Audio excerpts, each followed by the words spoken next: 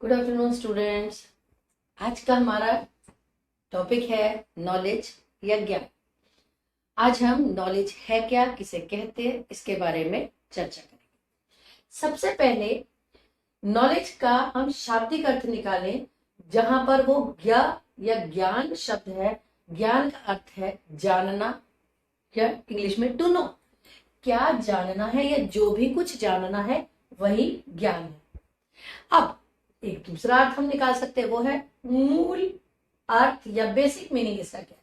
Basic meaning है कि ज्ञान इंद्रियों से प्राप्त जो भी जानकारी होती है। अब ज्ञान इंद्रियां कौन सी हैं, पहले ये पता होना चाहिए। तो ज्ञान इंद्रिय है हमारी आंख, नाक, कान, जिह्वा और त्वचा। आंख यानी आइज, आंख से हम देखते हैं तो हमें जो भी कुछ हमारी आंखों में चित्रित होकर हमारे मस्तिष्क में अंकित हो जाता है, वो हमारा एक ज्ञान हो जाता है कि हमने ये देखा। कान, जो भी आवाजें हमने सुनी जैसी भी हैं, उनमें हम अंतर करना सीख जाते हैं कि ये आवाजें किस किस की हैं। तो जब हम सुनने के माध्यम से कोई जानकारियां प्राप्त करते या कोई हमें कोई सूचना मिली कि कल जाना है, अभी हमने सुना, तो ये भी हमारी क्या हुई, हमें एक जानकारी प्राप्त हुई। नाक, हम गंध से पहचानते हैं, दुर्गंध आ रही है, सुगंध है, किसकी फूल की है, कैसी है।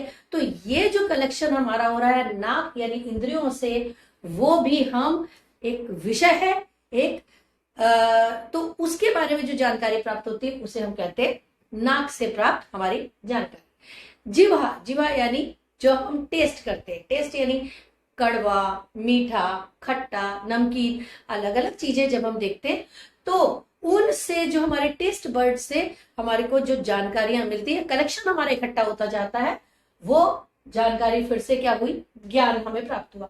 और एक है त्वचा या स्किन। स्किन पे जैसे गर्मियों के सीजन आने लगे तो अब गर्मियां लगने लगेंगी, तो ये तापमान का हमें अंदाज दे देती है।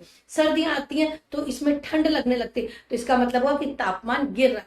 तो जब हमें या कोई गर्म चीज छू लेते हैं तो हमारी तब भी स्किन छूती है, तो वो कितना गर्म है तो उसका जो है तीव्रता बता देती है। तो जब हमें ये तीव्रता, चाहे वो तापमान की हो, चाहे वो बहुत ठंडे पानी की भी हो, जरूरत से ज्यादा ठंडा पानी जिसमें हम नहीं नहा, सर्दियों में नहाने में डर लगता है, तो यानी वो भी तापमान है, उसकी जानकारी जब हमें इन इंद्रियों से प्राप्त होती है, यानी information received by sensory organs.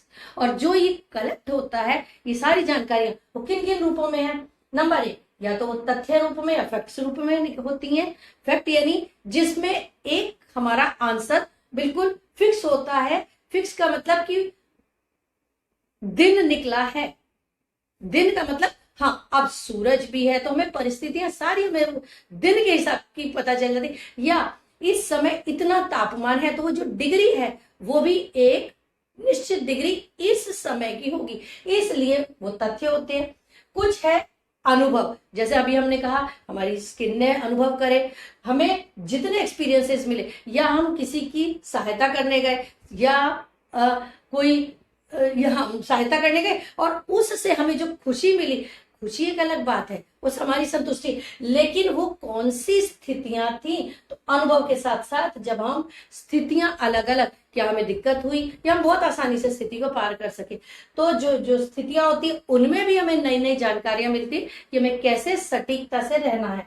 और या फिर तक कोई चीज हमें दिखी पर हमें अब प्रश्न हो रहा है ऐसा क्यों हुआ, ऐसा ऐसा कैसे हो सकता है। तो जब हमने जानकारियां तो इकट्ठी कर ली इंद्रियों से, लेकिन फिर भी हमारे को पूरी जानकारी नहीं मिली, तब वहां तक या हम लॉजिक से उस जानकारी को हम एक संतुष्ट करते हैं। तो यानी जो हमें जानकारियां मिलती हैं वो किस रूप में होती है, फैक्ट्स के रूप में, एक्सपीरियंसेस के रूप में। और यदि यही एक्सपीरियंसेस बार बार बार बार बार बार एक जैसे मिलते जाए, या हम वही कोई काम है, मान लीजिए हम चाहे गमले में पौधे लगाने का काम है, तो हम अगर बार बार लगा रहे हैं, रोज पानी दे रहे हैं, तो लगातार हमारा ये शौक क्या हो जाता है कि हमें रोज नहीं भाई इसमें अब इतना पानी नहीं देना, नहीं भाई इसमें अब अभी इसको धूप में रखना, तो यानी वो हमारा स्किल या कुशलता बन जाती है। तो लगातार अनुभवों से हमें ज्ञान किस रूप में हो जाता है, स्किल्स के रूप में। यही है हमारा ज्ञान, या तो स्थितियों या लॉजिक्स के रूप में इकट्ठा होता है। ये था ज्ञान का बेसिक।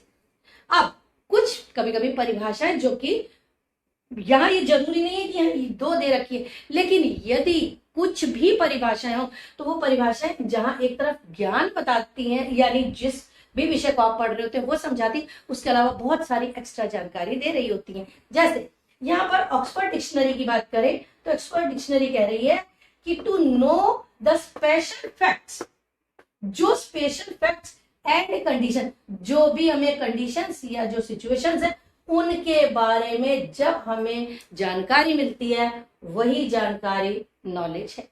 वहीं डेवनपोर्ट एंड प्रूसप ने कहा कि नॉलेज इज ए फ्लूइड।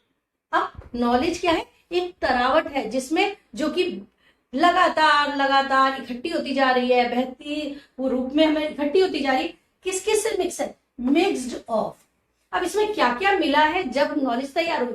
तो इनका कहना है फ्रेम्ड एक्सपीरियंसेस, जब हमें अनुभव मिलते हैं, जैसे हमने यहां पर बात की वैल्यूज, जब हम वैल्यूज यानी मूल्यों की बात करते हैं तो ये मूल्य रूप में ये सही है ये गलत है, तो जब हमें अंतर करना आ जाता है एक न्याय के आधार पर तो उसे हम कहते हैं वैल्यूज।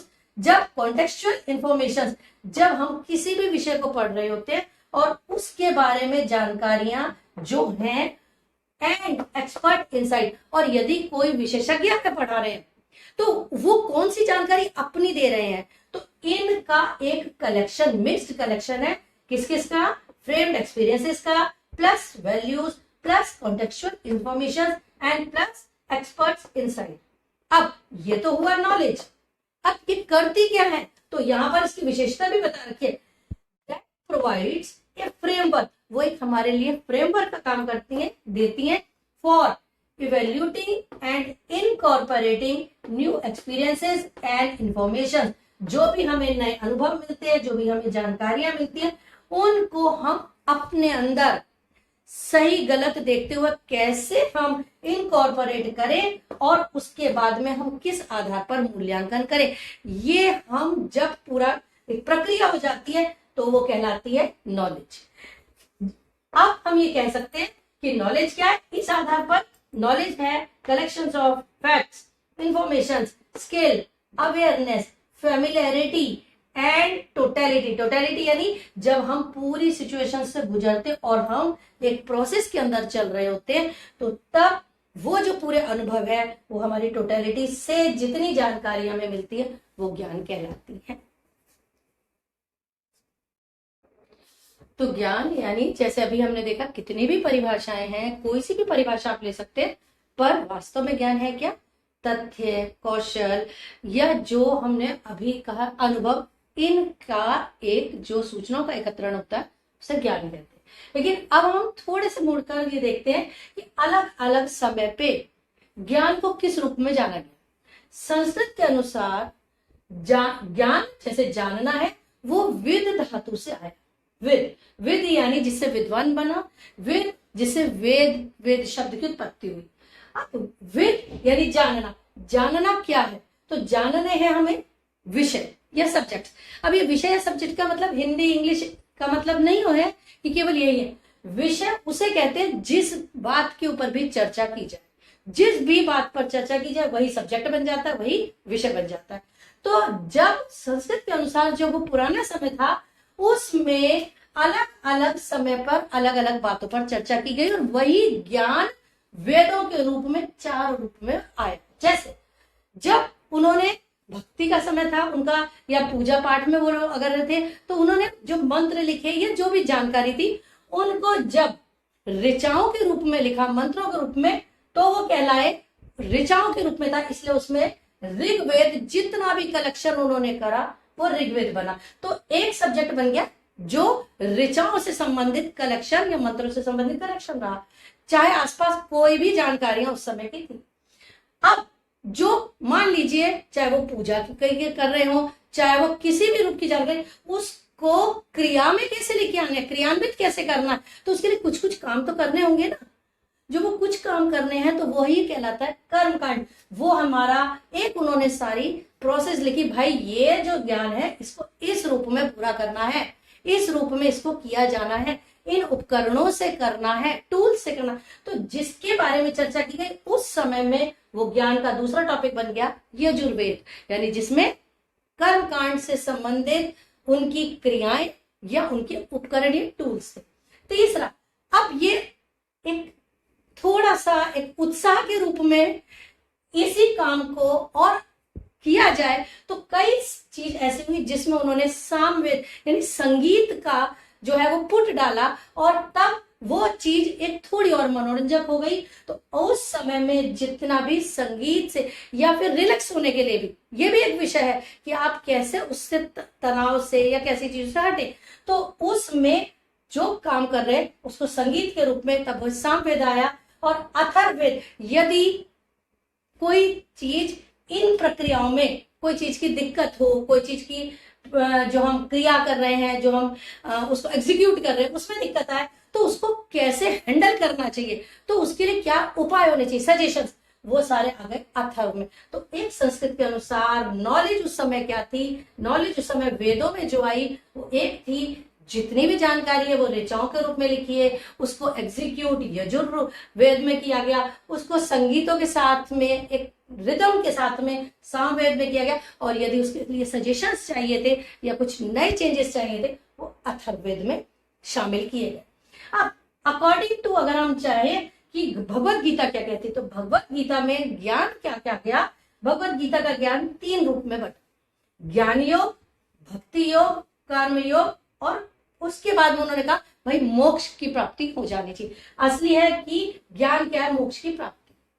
अब हम एजुकेशन के अंदर समझने की कोशिश करें तो ज्ञान योग का मतलब जितना भी हम जो भी सब्जेक्टिव नॉलेज मिल रही है, जो भी हमारे सब्जेक्ट्स हैं उनके बारे में हम जितने तथ्य, जितने फैक्ट्स, जितने हम आपने अभी देखा एक्सपीरियंसेस हम इकट्ठे करते जा रहे हैं, वो सब ज्ञान योग के अंदर उन्होंने कहा कि पूरी दुनिया में जो भी कुछ आपको मिल रहा है आप वो कलेक्ट करिए। लेकिन इसी के साथ भक्ति योग, भक्ति योग का मतलब है कि जिसमें भक्ति, अब भक्ति का मतलब हर बार पूजा नहीं होता है, भक्ति का मतलब है एक आप जो भी काम कर रहे हैं वो पूरी तल्लीनता से करें और पूरी ईमानदारी से। तो जहां यानी वैल्यूज भी आ गई, तो भक्ति के अंदर क्या आया कि जब आप तल्लीनता में चले जाते हैं तो एक तो जरूरी है कि आप जिस चीज को प्राप्त करना चाह रहे हैं उसके लिए आपको गंभीरता से आना होगा, और गंभीरता में भी आपको वैल्यूज में रुकना होगा। तो भक्ति योग हुआ कि ज्ञान को के साथ आप ये भी कलेक्ट करिए जिसे हम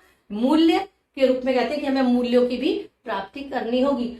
फिर तीसरा कि भाई ये सब तो कर रहे हैं पर कर्म कैसे कर रहे हैं, तो तब भगवत गीता में उन्होंने कहा कि आप जैसा कर्म करेंगे, इसका मतलब आपको यहां पर अगर हम एजुकेशन के अंदर देखें तो यहाँ पर क्या है सब्जेक्टिव नॉलेज, यहाँ पर क्या है एक्सपीरियंसेस, अनुभव आ रहे हैं हमारे, वैल्यूज आ रही हैं, और यहाँ पर क्या है प्रैक्टिकल नॉलेज कि हमें कर्म करते रहने चाहिए। तो कर्म करने के बाद ये जो कलेक्शन है, उसके बाद जब आपके पास इतना कलेक्शन ज्ञान का इकट्ठा हो जाता है, फिर मोक्ष का मतलब है अब आप निरपेक्ष भाव से किसी का पक्षपात नहीं करना, और बिना पक्षपात के जब आप न्यूट्रल होकर कोई डिसीजन लेते हैं तब हम कहते हैं वो भगवत गीता के अनुसार हमने निर्णय किया। हमने ये भी देखा, हमने वैल्यूज का भी ध्यान दिया, हमने प्रोसेस का भी ध्यान दिया, और उसके बाद हम न्यूट्रल रूप में जब डिसीजन देते हैं वो है ज्ञान भगवत गीता के अनुसार। मीमांसा क्या कहती है, मीमांसा कहती है कि हमारे पास ज्ञान के लिए मेन होना चाहिए सबूत या प्रमाण। जब आप ये दिखाएंगे तो यानी कि नॉलेज, यानी कि हम उस चीज को तब समझने पे या समझेंगे। और मीमांसा में क्या कहा गया, या तो आप कोई जैसे एजुकेशन के अंदर देखें तो भाई आप या तो कोई प्रत्यक्ष यानी कि जो हम विजिबल, जो प्रैक्टिकल है वो आप प्रत्यक्ष हमें दिखाइए, या अनुमान, जब हम अनुमान लगाने को कहते हैं इसका ये अनुमान लगाइए, तो इसका मतलब हुआ कि ज्ञान क्या कर रहा है, कैलकुलेशन, गणना कर रहा है, और गणना आपकी सही होनी चाहिए। इसलिए उन्होंने कहा कि प्रूफ यानी अनुमान भी सही या गलत हो सकता है, पर सही कब होगा, जब गणना सही होगी।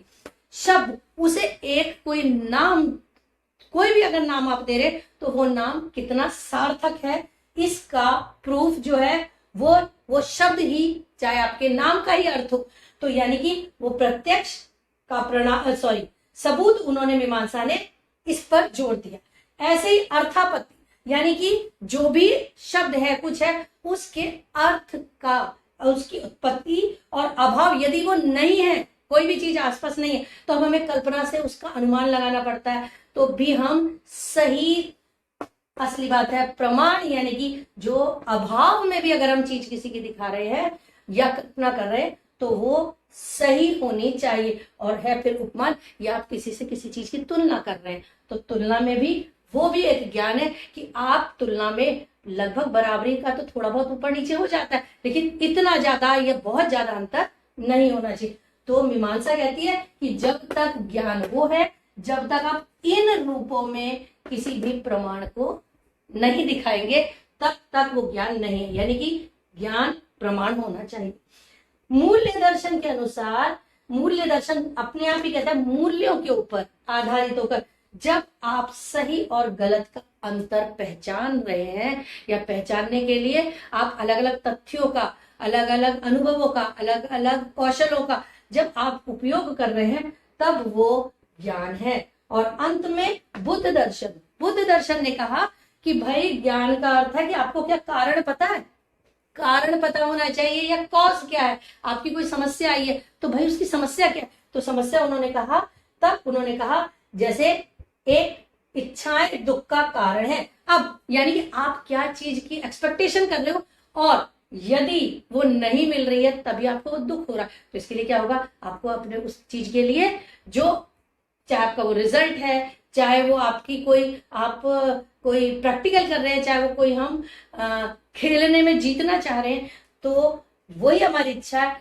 तो उसके लिए हमें फिर मेहनत करनी होगी। और जब मेहनत करेंगे तो वो इच्छा नहीं होती, वो इच्छा पूर्ति होती, संतुष्टि होती है, और संतुष्टि के कारण हमें दुख नहीं होता। तो ये था पुराने अनुसार, हम पुराना भी नहीं कह सकते पर हम ये कह सकते हैं हाँ, जो हमारा एक अतीत का की विरासत का ज्ञान का अर्थ है वो इस रूप में हम देख सकते हैं। थैंक यू बेटा, थैंक यू।